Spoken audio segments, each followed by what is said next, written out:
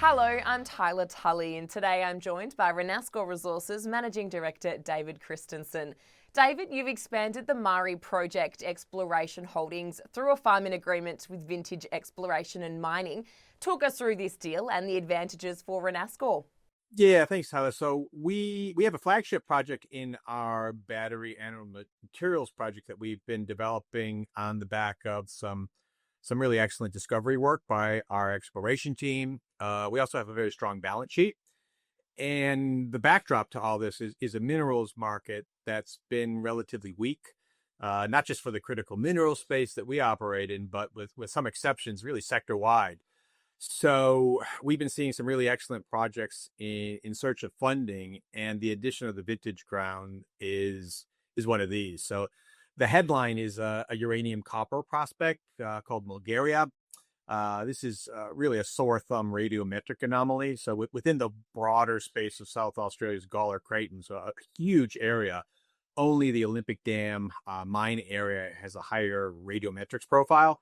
So it's really just a fantastic standout drill-ready target that was just too good to pass on. And it's also consistent with our overall strategy of as we progress our BAM project, we're going to simultaneously offer our shareholders some low-cost opportunities to drill for major discoveries.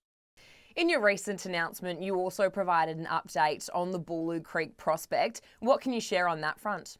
Yeah, so Bulloo Creek is similar to Bulgaria prospect in that it's a standout drill-ready target. So the area, Bulloo Creek, it's in South Australia's Curnamona province, so near Broken Hill.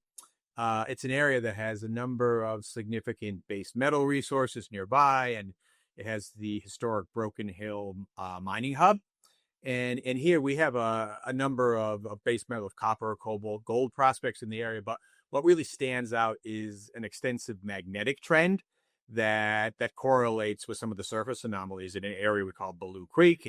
And here what we want to do is we want to drill within the magnetic trend, and the goal is to find a large-scale base metal system. So we're going through the heritage clearances right now, and we hope to drill this one very soon. So it's similar to Bulgaria in that it's really a relatively low-cost opportunity that gives us the chance to identify a major ore body. And you've already mentioned your flagship Battery Anode Materials project. Are you able to give us an update on the work being done there? Yes, so we're working here on multiple fronts, and really everything we're designed to do is to reduce cost, reduce execution risk, and reduce schedule. So for the planned mining operation, we're moving forward with some of the key long leads, some more detailed engineering. We recently announced that we've secured a site for our accommodation facility for both the construction and the operational phases. And that's the final land tenure piece for the entire project, upstream and downstream. And on the downstream side, we're building a demonstration facility so that we can refine our graphite into a higher value purified spherical form that can be sold directly for use in lithium-ion batteries. And as a company, this is the single largest project we've undertaken to date, and when completed, we want to show that we have not only a world-class graphite mining project, but also a world-class secondary refining operation, and we think that's really going to give us an opportunity to become a leader in the critical mineral space. So is there anything investors should be keeping an eye out for from Renascor? Yeah, so we quite a bit over the next really several months. You can expect progress on the demonstration plant as we move into construction, commissioning, and operation.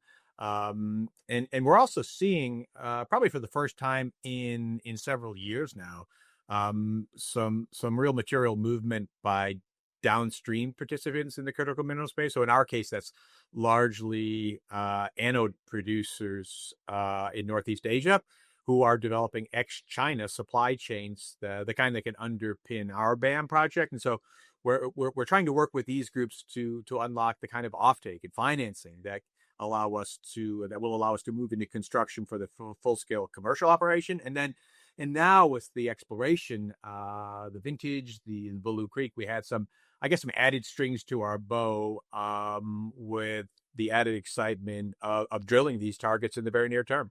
Well, David, thanks for the update and thanks for your time today. Great. Thanks very much.